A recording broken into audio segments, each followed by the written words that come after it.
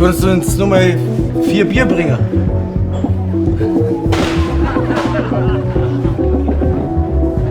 Drei. Grüß mich, habe ich die Ehre. Hey, grüß dich.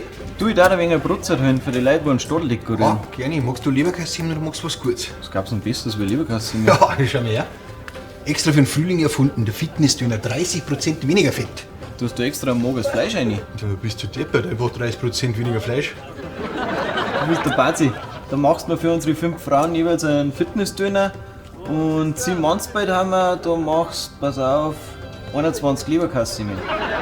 Meinst du schon, dass das gelangt? Hast recht. Tu ein wenig Reserve dazu, mach 25. Wisst ihr jetzt? Wäre aber Zeit down, ich bring euch da im Stall. Soll ich was zum Trinken dazu da? Das war eine gute Idee. Für die 5 Frauen machst du Apfelsaftschalen. Und 7 Männer haben wir. Ja, weißt du was, ich tue 2 Kisten Bier dazu.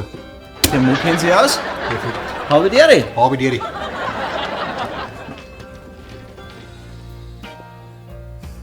Du sag einmal, warten eigentlich die anderen zu? Hinterei! Was machst du denn jetzt da? Siehst du? Bier gewinnt. Wunner. Nicht schon wieder. Die Fix. Ja, damit.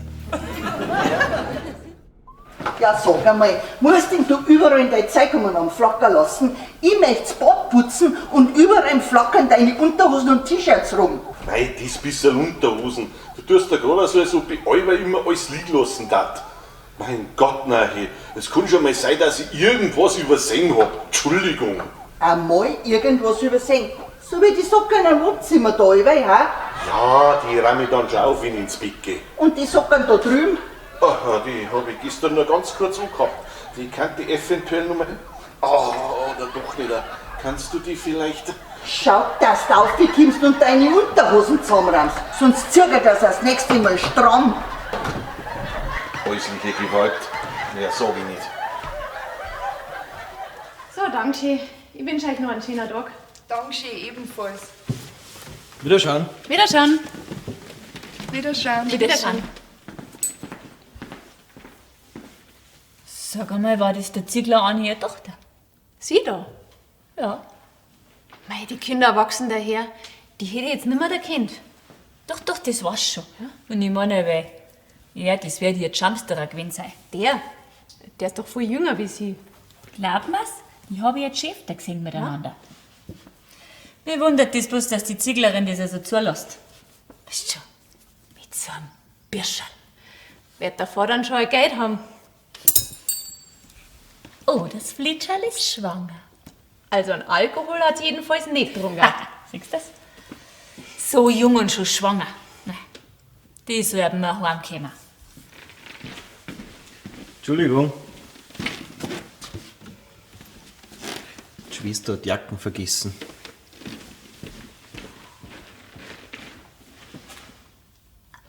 Inzucht Anno! Ich weiß auch nicht. Klangen 50 € fürs Oktoberfest. Kostet die Masche 12 €. Und dann das Essen noch. Und die Bar, die Schnapsal. Was nimmst denn du mit? Ich? Die 2? Mehr brauche ich nicht. Was ist? Pack was.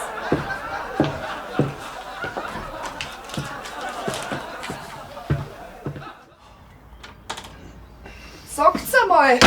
Ich hab gedacht, ihr streicht's den Stadel heut. Jetzt haben wir uns grad hergesetzt für eine Pause. So, und warum glaube ich euch das jetzt nicht?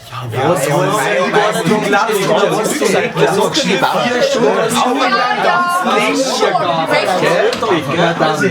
Das Gewusel da ist. Hackert. Prost. Prost.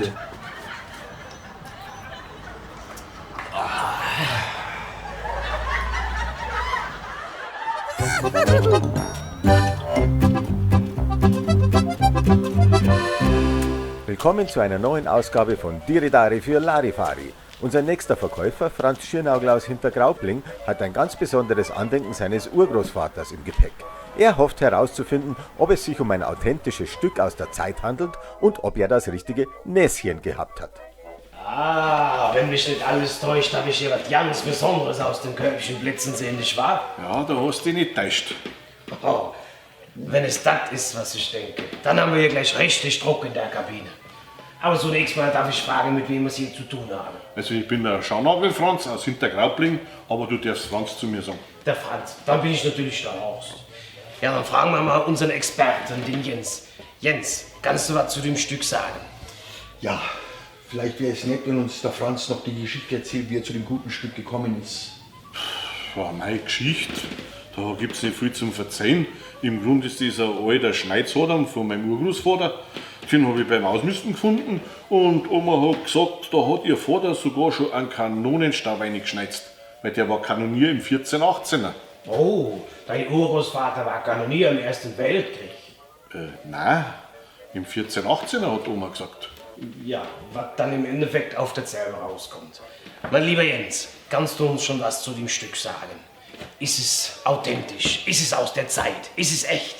Ja, lieber Horst, es ist auf jeden Fall ein authentisches Stück, aber es ist schwer zu sagen, da das Grundgerüst kaum erkennbar ist. Boah, das wäre ja ein Klopper, wa? Der Schießpulvergeruch passt auf jeden Fall zu dieser Geschichte. Ich würde aber trotzdem noch einen Test machen, um mir sicher zu gehen, wenn du damit einverstanden bist. Ja, freilich, mach nur. Lieber Horst, hast du die grün-bläuliche Flamme gesehen? Ja, das war deutlich zu erkennen. Das war Schießpulver, stimmt's? Ja, lieber Horst, das war Schießpulver.